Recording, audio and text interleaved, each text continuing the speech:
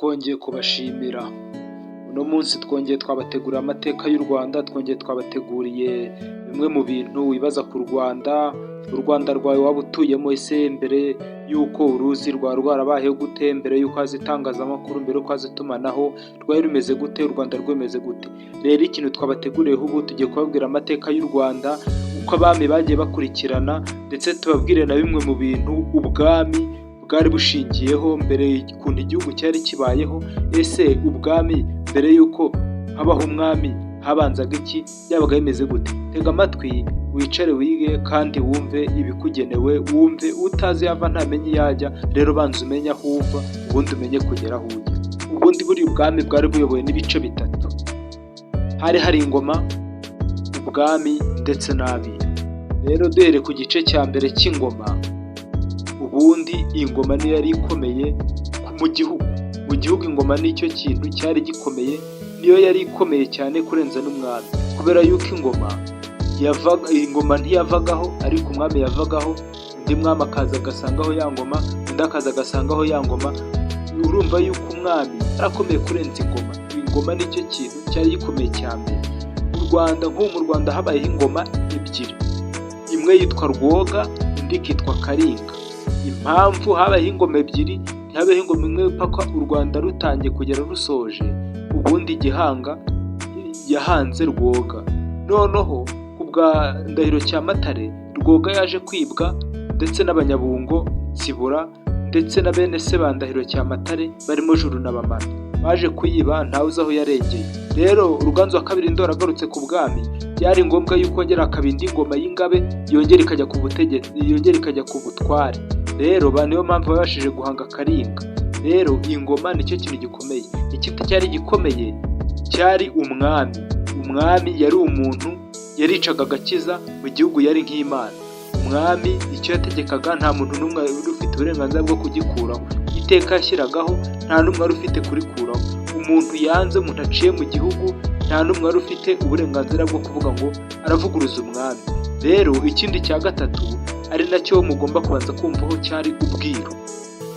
Nk'uko bisanzwe mu butegetsi bw'iki gihe, ndetse cyangwa ubuyobozi, habaho mva ngo minisitiri w'intebe, ngo ibijyanye n'imari, ngo ubuhinzi n'ubworozi, ngo ibijyanye n'ingabo. Ibyo ngibyo mu bwami ntabwo byabagaho, ngo ashinzwe iki, ngo uyu nguyu ashinzwe iki. Ariko nyirizina n'ubundi abari babishinzwe bari bahari, ahubwo byose byari bikubiye mu bwiru. Ubundi ubwiru yari komite nyobozi y'ubwami ya mbere y'uko twebwe tubona iby'ubuyobozi butorwa hashyirwaho abantu. Rero ubwiru yari komite nyobozi, nibo batekerezaga igihugu, barimo abajyanama b'umwami, barimo abakuriye iby'ingabo, barimo abakuriye iby'ubuhinzi, barimo abakuriye ibijyanye n'ubushakashatsi. Abo bose bari bakubiye hamwe, hari mu bwiru. Ubwiru cyari ikintu gikomeye cyane. Ndumva ubwiru mubashije kumenya ubwo ari bwo. Ubu ngubu rero noneho ngiye kubaha urutonde rw'abami 28 bayoboye u Rwanda. Abo bami ni bande? Abo bami bitwa bande? Batangiye ryari? Byagenze gute? Ubundi amateka avuga yuko umwami wa mbere ariwe Gihanga Ijana yatangiye kuyobora u Rwanda mu mwaka w'1120. Uko ni ukugenekereza, ariko abahanga, abanditsi, abashakashatsi niko babivuga. Umwami wa nyuma yayoboye mu mwaka w'1961 Kigeli V Ndahinduka. Havuyeho ubwami, hagiyeho repubulika. Rero ntabatindiye, urutonde rw'abami bayoboye u Rwanda bateye gutya, bahereye ahangaha. Uwa mbere Gihanga Ijana, ariwe wahanze u Rwanda.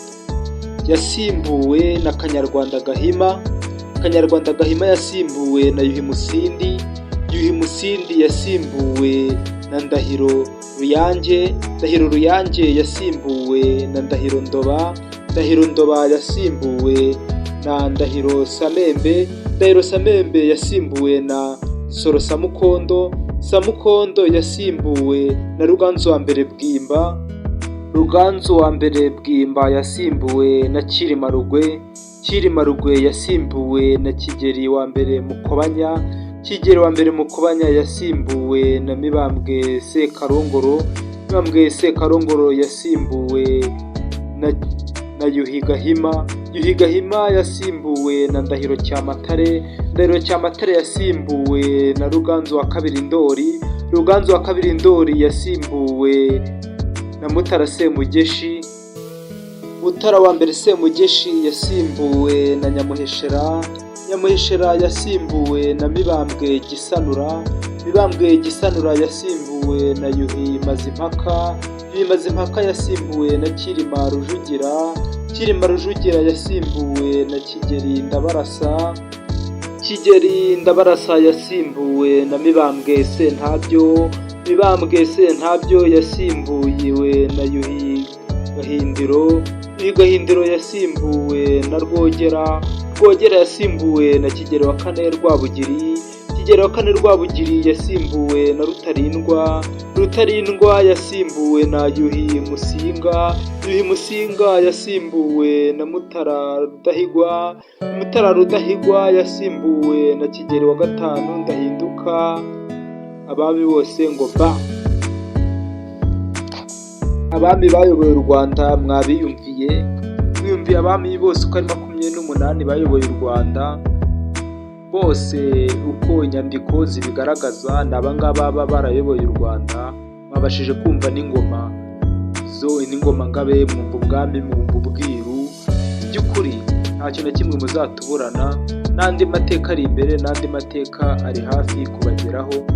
Turabashimiye inshuti z'akadasohoka, mujye mwibuka gukora subscribe, mujye mwibuka gukora share, mujye mwibuka comment, kandi mujye mubwira n'inshuti n'abavandimwe, mubashe kubasangiza ibiganiro byo kuri iyi channel yanyu, kuri iyi channel y'ubumenyi, iki gicumbi cy'ubumenyi, iki gicumbi cy'ubwenge.